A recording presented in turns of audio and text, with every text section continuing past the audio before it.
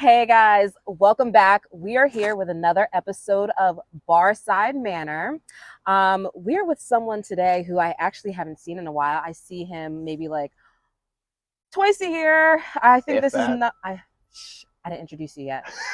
If this is, I think this is like number 2 of this year that we've seen each other. But I'm super excited to interview him and see how his journey has been throughout the bartending world, because we actually have never talked about it. And I love conversations like this because this is brand new for me, this is brand new for him, and it's brand new for y'all. So before we get started, remember how I keep telling y'all I'm going to get this whole like introduction ending thing down? Like, comment, subscribe to Barside Manor to stay up to date with all of my interviews. All right, y'all, let's get started. I'm here with Mike today. Hello, everyone. My name is Michael. How are we doing? Hi, Simone. It's so good to see you. It's so good to see you on this gorgeous day. It's beautiful. It is. We picked the perfect day to do this. I'm so happy. I know. Stunning. So I'm so excited to talk to you because, all right, well, we both worked at Topgolf together. Oh, we did. We did. Oh, we did. We loved it. And at that point, this is going to be a lot of laughing, I feel like. Before you left Topgolf, you didn't have any bar experience, correct? No, zero. I actually, when I was at Topgolf, was a food runner at the very beginning. Oh, were you really? I was probably the oldest food runner there. Wow, you started at the bottom. Oh, yeah.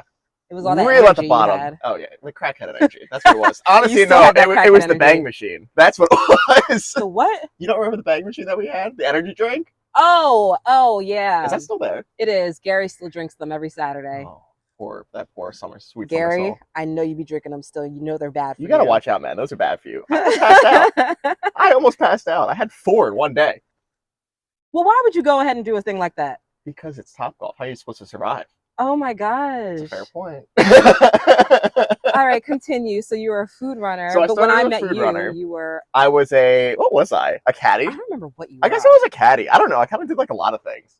So I started as a food runner. Mm-hmm. I bothered Everett until he made me a shift lead for the food runners. Okay. Then shortly after that, I got promoted to a caddy, which is a glorified drink runner. Yes. And then became a shift lead for the drink runners. And then after that, I wanted to do management there, which the first interview that I went out for, I kind of knew that I wasn't going to get it, but I wanted the experience of doing that process. Of course. So I went in there, shot my shot, didn't get it, wasn't bummed out about it. But I went out for, that opened the door for, what was it called? The ACE trainer? Oh, yeah. Where you do like the hiring events and everything. I loved being an ACE trainer. Which was amazing. That's probably the best job that you could have had there at that time. Yeah. When we still had a lot of the culture and the spirit and the fun. The fun. Yes. Which is whatever. What's it? Core values? I don't even remember. Core values, yeah. Yeah, see? Core values. It's there, Topgolf. I'll never let it go. It'll never leave our brains. I drank so much Kool-Aid, it's crazy. We all did. You had to survive. Yeah. And so that was probably like the most fun I had when I was there, was doing the trainings. Because like you go in, you kind of take your own spin on it. There's always someone there in case you don't know what you're doing. You get stuck and you're just like, what do I say? What do I do? These people are staring at me. But I'm a little weird crackhead, so it like works out for me. That I can just like work off of their energy and just make it happen. Because I never shut up, as you can tell. I haven't stopped talking. He literally has to stop talking. I I'm can't sorry. even ask the next question. Okay, go on. But it was really fun. I love being an ACE trainer. I love working at Topgolf. And then at that point, COVID happened. I was going up for Tee Up Crew. That whole thing disappeared. And then it was like a 2-year period before it even came back. So I had left at that point already. You did? Where did and you that's go? Where I went into fine dining. Oh, no Yay! way! Wait, no, because I think it was my last one where I was like, maybe one day I'll finally get to talk to someone who was in fine dining. No, it was funny because I saw that. I watched it. I was like, because we had spoken. Oh, you watched my episode? I did watch your episode. We had spoken before that. And then I saw that one. I was like, oh, I'm like that person.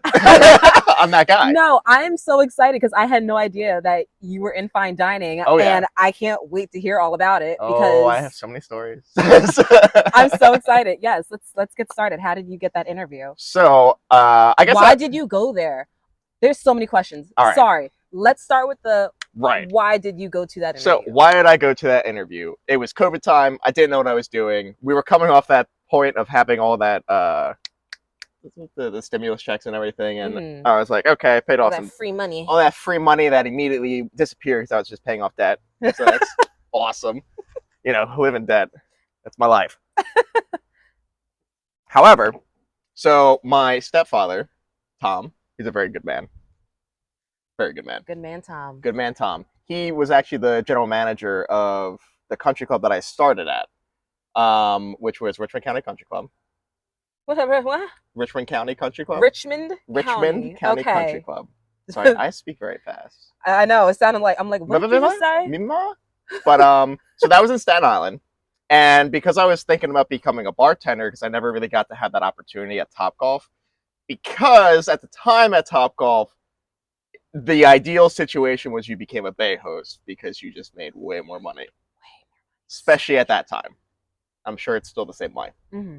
However, so I actually did. I got my national bartending license. Wasn't necessary. No, but I did it.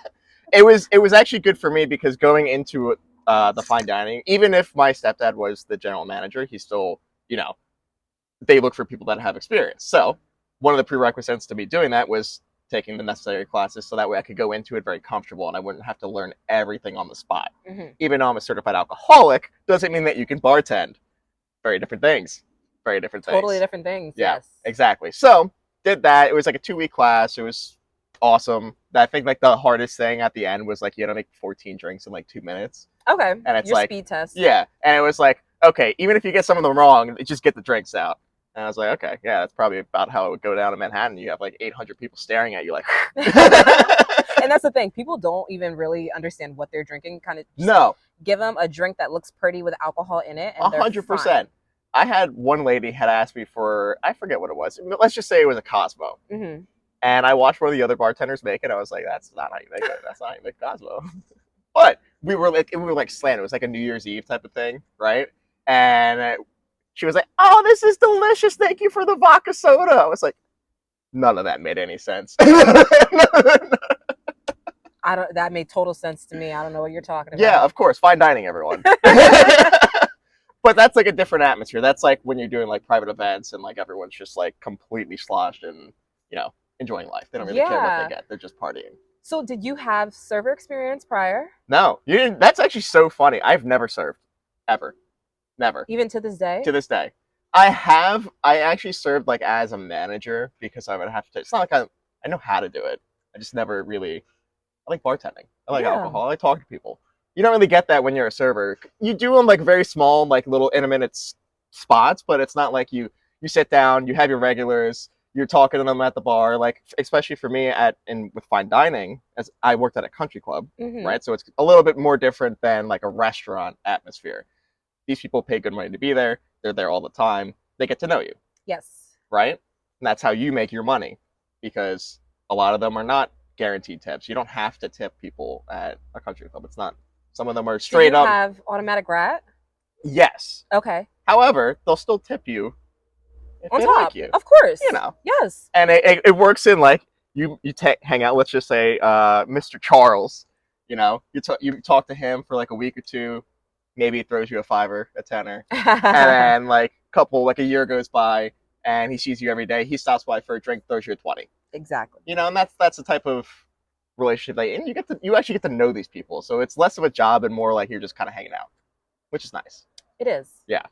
So would you say, what if Tom wasn't in the picture? It would have been if Tom wasn't in the picture.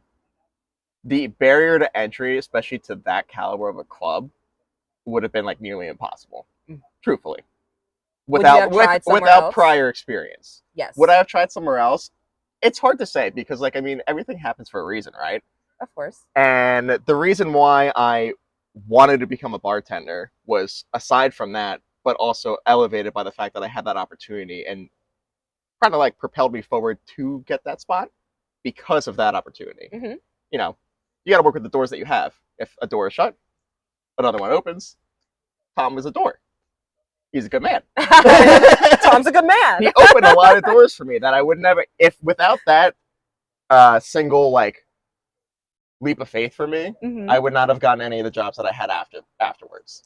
what jobs have you had after? So after I had that job, I moved to a different country club in New Jersey, which was it was good. It was okay. It was just it ended up being like an hour commute every single day, and that was during. It was right after, um, probably like whenever the gas prices were like $5 a gallon, and I'm driving. Mind you, I have a Honda, so we get good miles per gallon here. But 60 miles one way, plus going over the bridge, which the bridge is like $20, right? Hop on the New Jersey Turnpike. Every month, I was spending at least $600 to $800 in just commuting. So why stick with a job like that when you can go The money was good, and it was the What was experience. good? The money, the atmosphere, the connections. No, I mean the money. Like the money. How was that good? What amount is good to you? I don't like necessarily like to talk about money too much because it kind of sounds pretentious sometimes. But like, what was a bad night? A bad night would be like $200. Okay.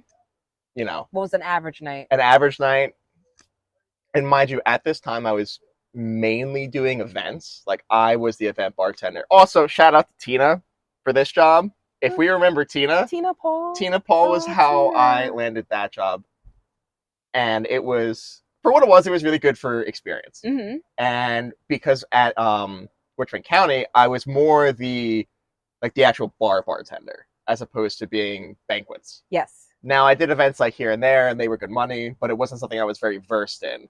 I was also, because that was my first year bartending, I had Angel, who was the bartender that trained me, and he had been there for like ever. He was my age, but he worked there from when he was like a kid, like at the snack bar. His dad was the executive. Yeah, so he'd been there for a long time. He actually got fired by his dad, and then came back later, because he was messing around. He was a kid.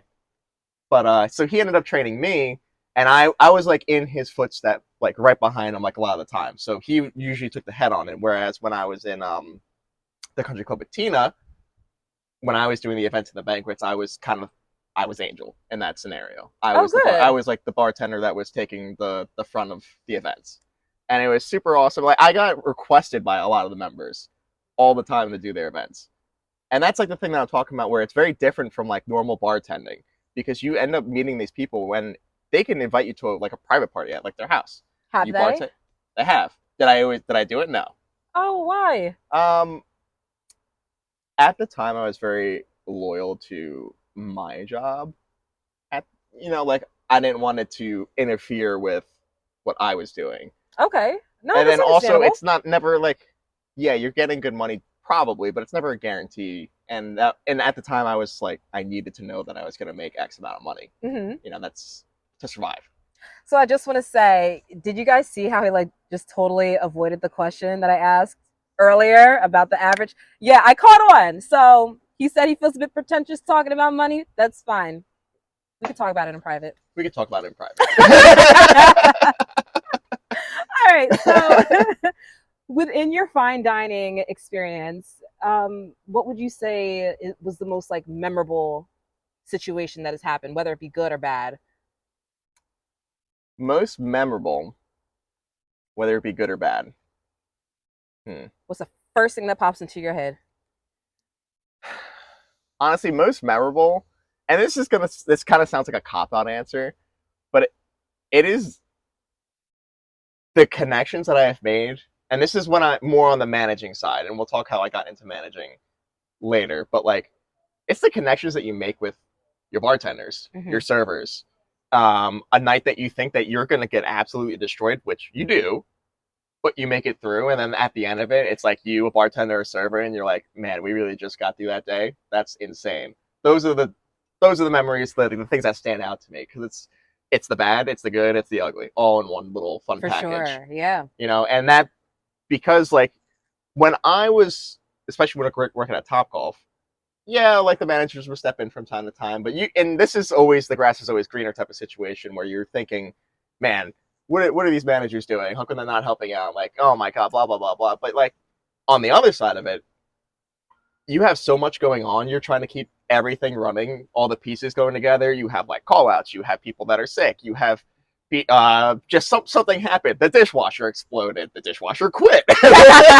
Yeah, those are all scenarios that have definitely Right. happened within the industry. Right, and it's like you have to work with it and make it happen because Yeah. at the end of the day, yeah, the people that are working, but they are only able to do what they're able to do because of you keeping them together and pushing them forward and making it all work in the worst case scenario. Okay, so you kind of got to see the other side of things. Yeah, it kind of gave me a little more appreciative mindset of, even if you feel like your managers aren't helping you specifically, they're helping everyone for the most part. No, I agree. And I've had my fair share of working with people that don't do anything, but that's beside the point. So do you see yourself being a manager in one of these country clubs? Or? So yes. The first two, no, because I was just not experienced enough. But moving forward after the first two places, I had like a change of my own mindset, and things kind of clicked a little bit more. I didn't become a manager until I actually ended up leaving the country club in New Jersey when I was working with Tina. I got like an in-between job. I was actually working at Target for a second. Let me tell you. Wait, seriously? Yeah. Doing what? Handing out stickers? You might as well. I was in the tech team. I was in the tech team. It was like, I don't know. It was good money. It had good benefits, and I was in between jobs, and it was 7 minutes away. And I was just like, okay, Target during the holidays. What am I doing? Wait, like Black Friday? You were there? Oh yeah. I was there for Black Friday. Crazy. I have worked retail 2 times in my entire life. First job, Plow and Hearth. Great place. Loved it. Little knick-knack shop for grandmas, getting their little like fairy garden sets. Okay. I was like 18 at the time. It was right when I was like going into college. Hated it. It's funny because you mentioned retail. I did this one interview. It hasn't been aired yet. I think I'm airing it next week. But she says, oh, what did she say? Her name's Bree. She's hilarious. She said, retail is something you hated, I promise. Retail is miserable, you hate it, I promise. I'm gonna put it in here. Okay, yeah, we need to cut to that because I'm gonna show it to you too. Oh my god! Even if my life depended on it, I would never work retail again. She said the same thing. In my entire life, like I would rather be 6 feet under. Okay. Is it that bad? Yes. That's worse than what she said. She just said she'd rather be homeless. That's okay. Fair enough. Yeah, I'd rather be homeless. Or 6 feet under, whatever. Okay. Yeah, whatever. Yeah, whatever's comparable. Strap me to cinder blocks, put me in the ocean. Terrible. It's miserable. One, the pay on paper sounds okay. So, for instance, and you got to figure like it depends. Turn to a retail interview. It'll go back, I promise. Because like the pay is like I live in Staten Island. Minimum wage is $15 an hour. I got paid $18 whatever when I was working at Target. Okay. On paper, that's like, oh, $18 an hour. That's pretty good money. Like 4 years ago, right? However, I got hired as full time. They give you like 20 hours a week, and then they ask you to work like outside of your availability for like the days that you. Mind you, I had like open availability except for Sunday. It's the Lord's Day, guys. No, it's because I went out. Lord's Day. Lord's Day, not because I was hungover from Saturday. Oh yeah, alcoholic, certified alcoholic. There you go. There was a bar right across the street. Were you a regular? No. Don't. Yes. Right. Whatever. Don't judge me. What if sometimes I would go across the street for my break? I didn't drink. I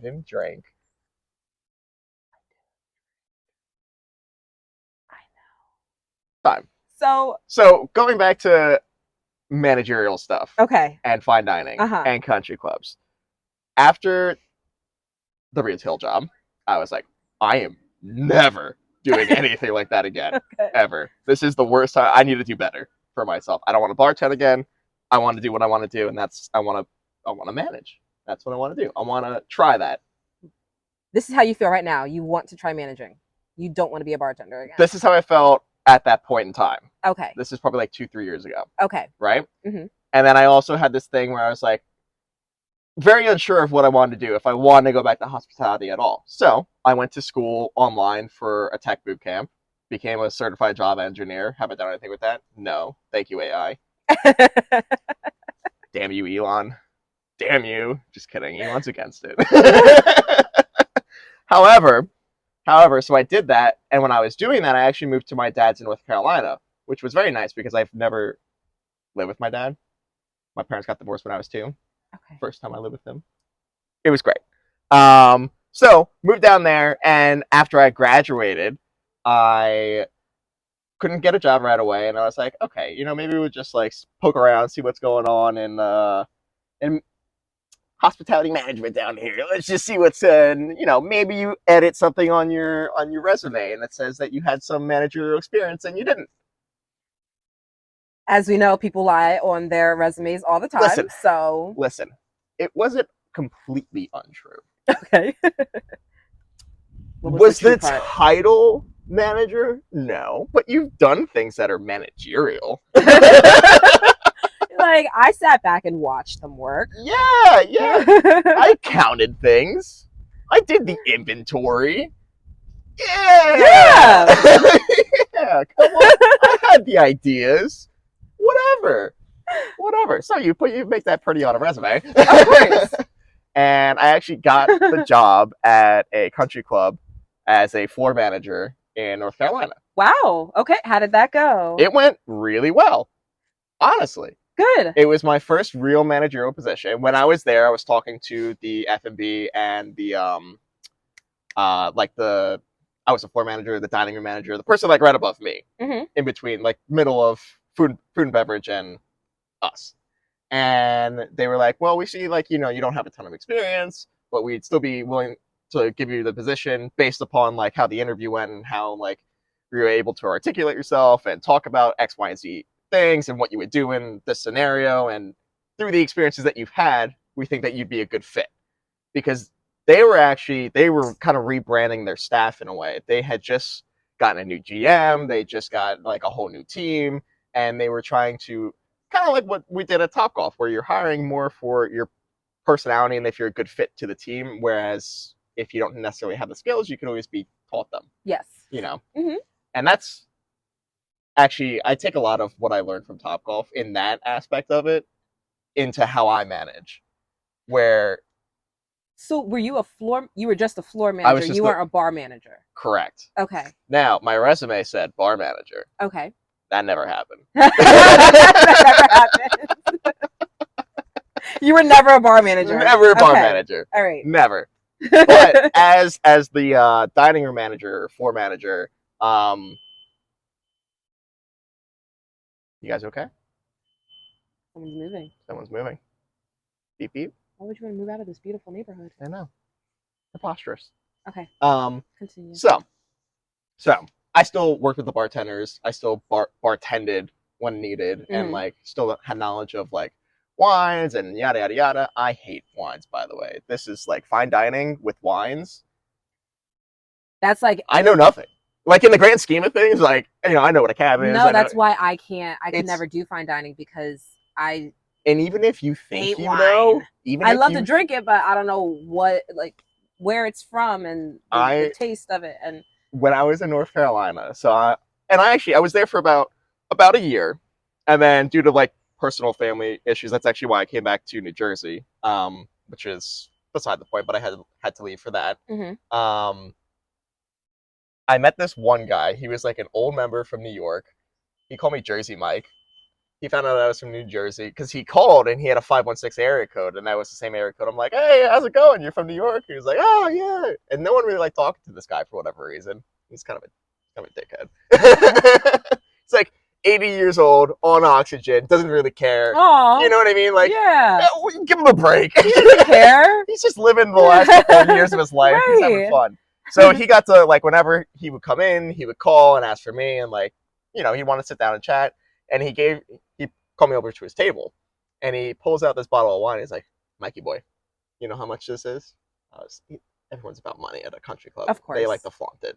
It doesn't matter what age you are, what you've been through, what you've done. They're going to flaunt their money. Not all of them, but most of them. And he's like, this is a $5,000 bottle of wine. And you sit down and have a glass. I was like, all right. Sure. not I gonna would have say done the same no. thing. I'm not gonna say no. What are we crazy? Ed, I was the manager. So okay, going back to like managers don't do anything and they just sit down and watch. Yeah, sometimes. I was managing the floor. And nothing was going on the floor at the Yeah, moment. of course. So it's funny because I say, all right, so I actually worked at a country club. I remember. No, I remember you telling me this a while ago. I worked there for one day, not because I couldn't handle it, not because I couldn't handle it, but because I was going through a breakup and it was very fresh. And it was just not trying to get into the breakup or anything, but Oh yeah, it was just a lot. I And remember. I just couldn't learn a new environment at that time. And truthfully, But the environment's very different. it is very different. Very different. And this was how different it was, right?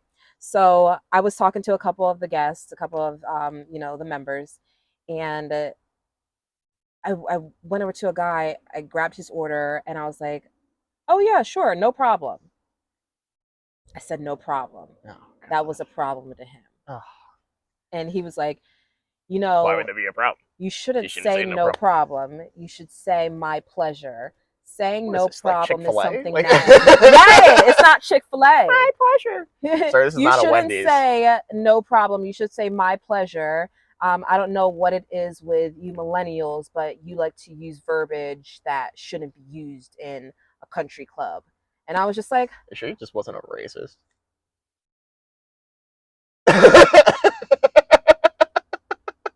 It is a country club. I don't know, but it was just, and going through the breakup, I didn't really care anything. I wasn't rude or any of that. I was just like, oh, I say no problem all the time, and no one's ever taken it personally. And I walked away and I went about my day, and then I never came back.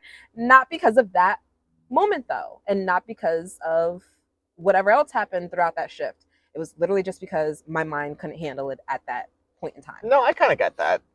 And honestly, it's when you're in a different place, like mentally, it's impossible to try to, even if you want to do it, sometimes it's like paralyzing. Yeah. It's like debilitating to a certain point where you can't handle that one more thing. Yeah. And especially when you're outside of your comfort zone, and even if like you're like, oh, I want to do this, it's hard. It's hard.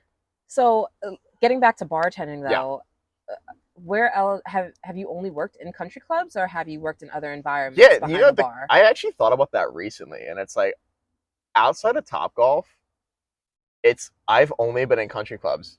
Wow. Strictly fine dining. Okay, so you haven't done like dive bars, sports bar, none of it. clubs. The only thing I will say is that my last job where I was the dining room manager, at a nice beach restaurant, like 30 minutes away from here. It's called the Avenue. It was a nice place to work for what it was. That was more. It was fine dining, but I like to call it. It was like a Chili's at the beach type of situation. Okay. That's what it felt like. Like it had this, like, if you were to wrap McDonald's and put a little pretty bow on it, that's what it felt like. Oh, cute. Like, you know what I mean? Like it was nice, but it was a sports bar. Like at the end of the day, it's owned by Xfinity Live. Oh, So really? I worked for Live. I still have some of the pins. If anyone wants the pins, let me know. So you were a floor manager there? Yeah. You didn't bartend there? Didn't bartend there. Oh, that's crazy. Yeah. What did you like more? Like, did you like the country club feel or the dive bar feel? So even though you didn't work behind the bar, did you like? Yeah, no, for sure. And like I experienced a lot of the bar there. Just like I was very close to my bartenders, and because this is going to your question. I like the demographic at a country club way more, because I've noticed that when there's that in between where people have money, and when people think they have money, they treat you completely differently. Yes. Completely differently. You are trash to someone that goes to the beach for the weekend, and they're feeling high and mighty and high and toity with their, I spent $300 this night on this, and I'm just like, okay, whatever. What, you want a free meal? Cool, great, comped. Right. Go away. You got what you wanted. I don't care. Literally don't care. Versus like the country club life was very different because they actually treat you with respect. They don't see you as like a servant. They don't see you as, oh, you're the help. You're the worker girl. You're the worker guy. Oh, you're just the bartender. Make me a drink, you peasant. You don't get that. They treat you like a person. They're like they get to know you. Whereas at the restaurant, it didn't matter what position you were in. They are above you. Interesting take. Yeah. So, And I know that's probably like a hot take, but from working both sides of it, that is from my personal experience. That's my take. probably because you also, they're members. They don't want to burn any bridges with people. So Right. that's probably And they a big also reason. have, and when they don't follow, like, there's certain etiquette that has to go with the country club too. There's rules, there's bylaws, there's stuff that you have to, you can get your membership suspended. And all your friends are, for instance, a country club that I was at, literally in the neighborhood. Everyone goes there. That's their local bar. Yes. That's their local thing. That's where they go after work. That's where they go to the pool. That's where they play tennis. That's where they all get together and they all hang out. And everyone lives right next to each other. You get suspended, and it's like, what do you do? Right. That's your daily thing. There was a guy. Love this guy. His name was Ram. His name was Ram Patel. He was a great guy. Love this guy so much. He was there 26 hours of the day. No. Okay. I would come into work and he'd be like, "Oh, Michael, you're late." Like, Ram, okay, listen. Wait, why did that just take me? I'm like 26 hours. Yeah. In 20. Okay. Exactly. Yeah, he's there all the time. Wow. He's there all the time, and there were some days I was late, and he'd be there, and I'd be like, "Ram, you got why are you tattling on keep me? it on the. You want a drink? Come on, we'll give you good food." So one of the big things that people have said about fine dining throughout these interviews is that they feel like bartending in fine dining is boring. Would you say it's boring? Fine dining, strictly, yes, 100%, because you're not getting the volume, especially if you're not doing like events or anything. You're not getting the volume. A lot more of the money, honestly, is at the table. It's the food. When you really boil it down, because if you're in a fine dining scenario, people are not ordering full dinners at the bar. They're getting bar food. They're getting like a thing, maybe an order of clams or oysters. I worked at the beach. This is, that was their appetizers. Yeah. Versus when they're sitting at the table, so like a bar check could go from like, maybe you see like a high check of $200. Maybe they give you like $10-$20. Not everyone tips how they should, especially when they have money. And versus at the table, you sit down and, and I saw all the money going in and out of the entire building. These tips that like check, even like the base checks are like, they're like thousands of dollars. Seriously? Yeah. It can be. You have a party of 8 people, and we had a lot of people come into, we were owned by Live, and Live is actually in partnership with like the Cordish and the, what's the other family? Basically, like all like people that are affiliated with like Trump, like Ivanka would come in. We had Ivanka Trump there. We had just a lot of like high profile people would come in there. Like that's the type of atmosphere that we were working within. Wow.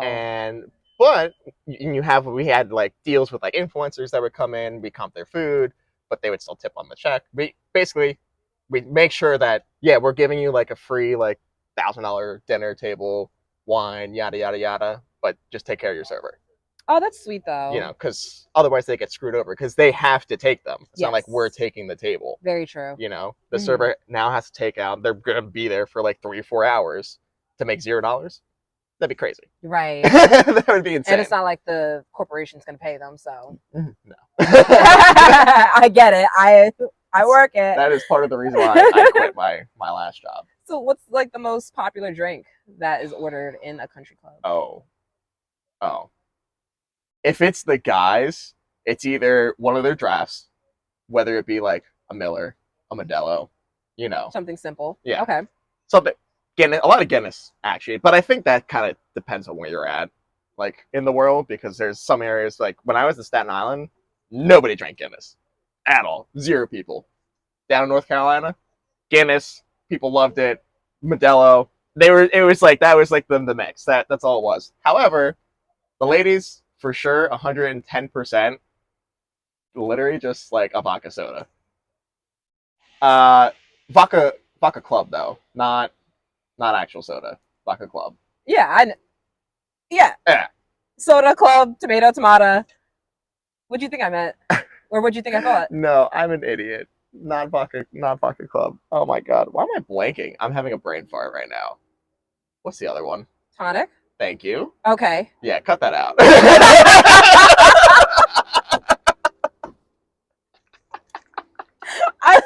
why I looked at you. I'm like, soda No, I club. know, and I was mean... like, oh, wait, this is not the right.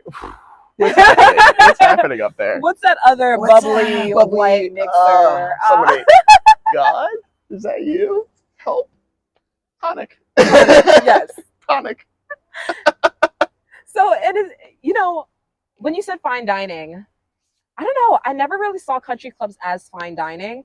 But It I depends. do, but I don't. But I do. It really depends. There are some country clubs that are just like, it's kind of like a sports bar. Yeah. You know, for instance, not the last place I worked, but the last country club I worked, the actual restaurant and the bar didn't feel like fine dining. Mm-hmm. And you could ask the members, like the members would say it. They said it used to be like that, but it's the same issue that Topgolf had, where they had multiple mergers, they had multiple buyouts, and the whole aesthetic, the whole feel, the environment changed because of different ownership. Okay. And it became a lot less about the members and more about private events, because that's what brings the money in. Mm-hmm. Now, when you do like the events, that is more they have like classic sit downs, they have big dinner, like 3-course dinner events for like holidays and stuff like that. And that's a lot more the like fine dining take, where you have to make a reservation, you have to do this, you have to dress a certain way. If you cancel, you got to pay a fee, blah, blah, blah, blah. That normal fine dining. When I was in like the restaurant, like it literally felt like a sports bar. So I guess like I have had the sports bar feel like that was it was they just want to sit down and have a burger, have fries, watch the game, watch F1 on the TV behind them, like, you know what I mean? And like and it was really funny because you had two conflicting parties there, where it was no matter what team was playing, for if it was college basketball, college football, baseball, whatever. Every time the entire room would be like divided in two, and you have them sitting in their jerseys just staring at each other, and the second they'd be like, "Whoa!" And it's like it was really cool though. Yeah. Because like for me, I'm winning either way. Oh, that's so and like cute. for like the bartenders, like they're just sitting there, they're having a good time, and like I used to sit behind the bar like a lot of the time because it's like my home. Yeah. So when you first started bartending, how was your learning process? Like, how do you think? It was okay. I got really lucky. Now, I feel feels weird when I say it, because like my first bartending experience was right before we reopened for COVID. Okay. So I had done all that training and stuff because like it was going to be a nice like easy entry, especially going into a country club with like no real experience, right? Mm-hmm. And so for the first month or two, it was just me and Angel, who was training me, sitting behind the bar with the occasional person that would come in, because it was still like really just ordering food and people would come pick it up. The bar wasn't open. We still had like plastic in front of us and everything. So we were just like behind the bar for hours, just like making our own drinks. He was teaching me like everything, and like all like I learned like all the members, like literally this is more of the fine dining experience too that I think gets dropped a lot, and certain etiquette that does, even when you should expect it, it's not there, where like especially at a country club, or even if you're working at a restaurant where you have high profile people that come in, like you should know them and address them when they walk in. Mm-hmm. Even if they don't say it, like you should. Like I knew the members' names when they would come in. I'd already had their drink ready, like that type of thing. And their numbers. You have to know their numbers, because it's not every place is like this, but it depends. If you have to ask for their number, they like don't like it. I heard that. Yeah, which is insane, because like you have to be new. Yeah, and I've had the two places that I worked where that wasn't definitely a thing. It was I would literally run to my manager at the time and be like, Vanessa, what's this guy's number? Guy in the plaid shirt. 2 seats to the left. Like, oh, that's Mr. Carlson. Talk about entitled, like. Yeah, I mean that's just how it is though. And the thing is that you going into that, you have to be open minded to it because that is the job. Yeah. You know, and it's that's not even the worst of it. There's a very high profile country club in Carolina. I think it's called like the Carolina Club or whatever it is, right? And they basically give you a book of like the 800 members that are currently there, and you have to know that most of it or all of it before you start working. And if you don't get the job. Yeah, couldn't be me. Oh wow. Even when I was managing, I mean, like I called. There were two guys that looked the same. They looked the same. They looked the same. They were doppels. Oh my god! One was it was funny. The one guy's name was Mike too, and I'm like, how do I keep forgetting this? Come on. Okay, now that's bad because if really anyone came to the bar and their name was Simone, I'm remembering. Imagine like your first time bonding with someone because you have the same name, and then like you go up to the guy that looks like him and be like, "Oh, hey, Mike, how's it going?" And he's like, "Not Mike." Like, damn it! Embarrassing. It is. You didn't get tips, did you? No, I was a manager. No, we didn't get tips anyway. Oh, that's okay. worse because they expect more of me. They expected more. I was like, whoopsie. So would you still bartend to this day? So I'm like thinking about it. I would, definitely. And I think now more than ever. Would you go back to a country club? Yeah, if I was going to, I think because I feel more comfortable at a country club, unless I knew. And I think this is like the difference. I perform really well in that tip, in a, like, not low volume, but like not like super heavy volume where you're literally running around. Mm-hmm. You know, I like being That's able my favorite to. part. I know you get a high off it a little bit. Yeah. When I was in Staten Island, we worked in a bar that was literally it was a circle, and it was just me and Angel. And like when I tell you, and like the wells are like around us. There's like cabinets up here and over there. And when I tell you, like it was like a performance when we were in there. Like we'd be like handing bottles behind our backs to each other, and like he'd be like, "Oh, did you get that drink?" And you over there, like you know what I mean? It was just that was fun. That was cool. And I like it, but like in doses. Like that's how like events are. They're very high volume, especially when it's like cocktail hour, or people are just coming in from like it's a wedding and everyone's sitting down, and then you have 80 people in front of you all at once. 80 people's not a lot of people, but when they're all up there and then you're on a little mobile bar and you're just like, okay, and you gotta go through it, and you're probably maybe you have another bartender, maybe you have a bar back, probably not, or you have a bar back and they're nowhere to be found. Yeah. That was the one thing I liked about. So when I was working at Staten Island at the bar, we had we had this bar back. I loved him to death, but like he was just high all the time, and he'd just be like gone. Oh, we always have a bar back like that. Yeah, right. There's However, one in every establishment. And like I'd be going down to get my stuff, and he's like sitting in a chair. And I like one day I was like, "Yo, let me just grab your number, man. Right? Let me just if I need you. Hey, da da da da da. Go grab. And like we worked in, and like I never made him feel bad or anything about it. Like you know what I mean? And there was another time when I was bartending in Staten Island. We had gotten a new guy that was a bar back, and he's like brand new, no experience or nothing, doesn't know anything about like. He was like, I was like, can you bring back like Grey Goose, Tito's, Chobon, Basil Hayden? And he was like, what's Basil Hayden? And I'm like, let me go with you. But you can't get mad in that situation because like not everyone has the same background that you do. It could be someone's first job. Could be their first time. Maybe they like going through some stuff and this is their opportunity to change their life and they can't lose this job. That's the stuff that I think about. No, but that's very sweet though, because a lot of people I feel like go into different bars and you know you have the seasoned bartenders who are just absolute assholes to them. Yep. You get that a lot of the time. That was my experience. And not for nothing. So when I left Staten Island, I was very well versed in bourbons, whiskeys, and scotches because when I tell you I was going through it, we had drinking them, weren't you? No. No, I'm a tequila guy. The tequila. I'll get into that later. I drank all the time. We had a guy whose name was Mr. Patron. And he introduced me. This is actually my favorite tequila now, forever. I don't care. I don't care what else Patron? comes out. No. His name was Patron, but all right, continue. He had us order in a tequila for him. And it was Adictivo Extra Anejo. If anyone, it's a twisty bottle that has like a shot on the top that you can actually Yeah. Okay, Oh, yeah, yeah.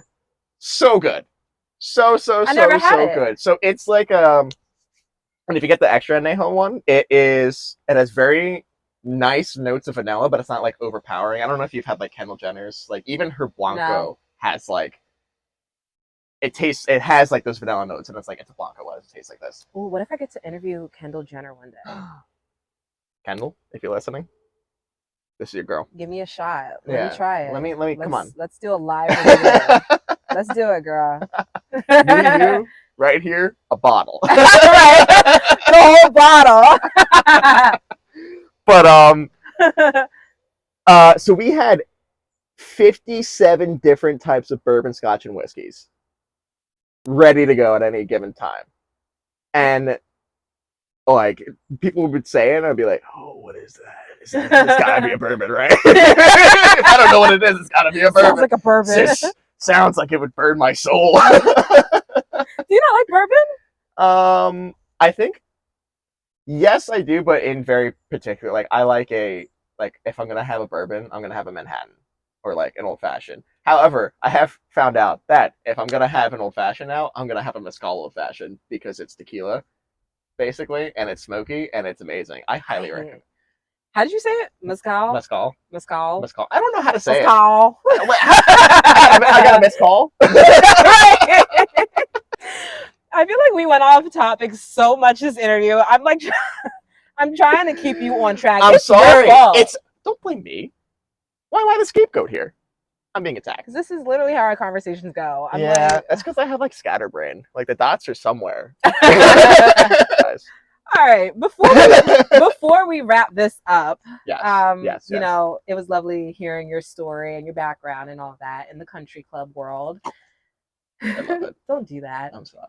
It's great. But If anyone's looking to make good connections and make good money, country clubs. all right, so you highly recommend it. No, I do highly recommend it. You'll make good money, and it's a little bit more consistent, for sure. Mm-hmm.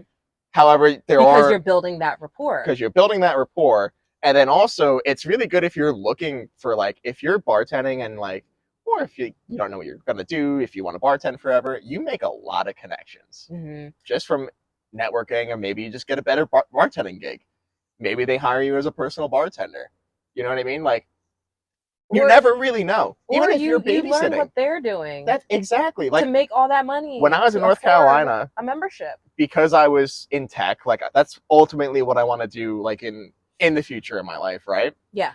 And North Carolina this was a coincidence, happens to be like an up and coming tech hub, and all of the members there, maybe like 40-50% of them, had tech background. And even if they weren't, like, they're not going to offer you a job. Like some have, but like they're looking for people that are a little more higher caliber, and it's not, maybe it's like for a pharmaceutical company and that type of thing. Yeah. But like you get to meet all these connections, and they can put you on and like change your mind and like open your doors to things that you had no idea that were even available.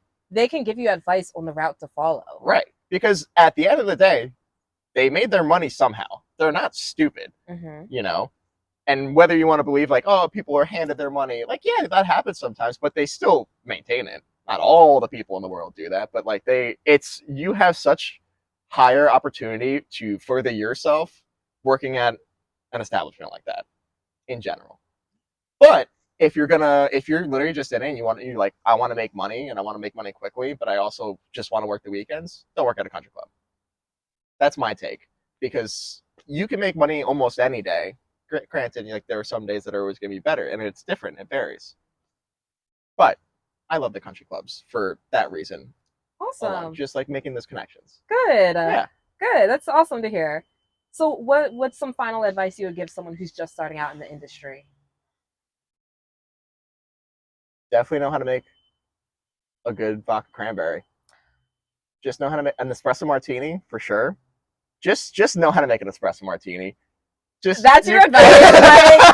Are you serious? No, what you really have to do. They haven't even started in the bar yet. Okay, so what's your advice? My best advice is that you have to be comfortable in it. And if you're not comfortable in it, give yourself the opportunity to kind of acclimate yourself to that environment. Because if you're sitting behind the bar blank face until someone says, bartender, hey, you, guy, ma'am, you have already probably shot your tip out the door. When you have those conversations, that's how you build your rapport, your reputation. They like you. Even if someone is having a bad day and they're not talking, and you just like make them laugh maybe once or twice, or that one instance was maybe that changed their day and they're like, oh, here's $20, thank you. Yeah, perfect. As simple as that. You have to be comfortable in what you're doing and feel like you can talk to them. But you also have to be able to, I like to think of bartending as you are a therapist with a liquor license. That's really what it is at the end of the day. Like, you're just talking to these people about, you're shooting the shit. And like, you have to be okay with that. And that's how you really make your money. It doesn't, yes, it matters if you make good drinks. Yes, it matters if you have like the knowledge of the liquors. It definitely helps. But if you can't talk to people, it's really not the job for you. That's like my take at the end of the day. That's great advice. Because that you are in front of people, you are on stage. It is a performance. Mm-hmm. You are not, don't think it is bartending. Bartending is a skill that can be learned. The skill that can't be learned or taught or like that comes natural to you, that's hardest to like manage and like overcome, is your ability to talk to people and be on stage. That's great advice. All right, guys, so you heard it here first. You have to know how to talk to people, and you have to make a bomb-ass vodka cran / espresso martini. It's so good. It's not an espresso martini. I know I said mezcal wrong. Listen. I got a lot of missed calls, man. Well, Mike, we're going to have to continue this conversation another day. You're going to have to be one of my part 2. A part 2? Yeah. I have a couple part 2s. It is a Tartini movie. It's my world, and we're just living in it. My ego. Is there any last words you'd like to say? I got a missed call. Thank you so much for joining us on another episode of Barside Manor. If you didn't already, make sure you like, comment, subscribe. Let Mike know how he did during this interview. If you have any other questions for him, I'd be happy to relay that information. But other than that, stay tuned for next week's episode. I'm super excited for y'all to check out who else I'm going to be interviewing. And don't forget to hit that bell. You got to hit the bell. Oh, that's what I forget. Don't forget the bell. Hit the bell. That's what those YouTubers say too. Hit the bell. Like, comment, and subscribe, and hit that bell for all these notifications, baby. Bye, y'all. We'll see you next week.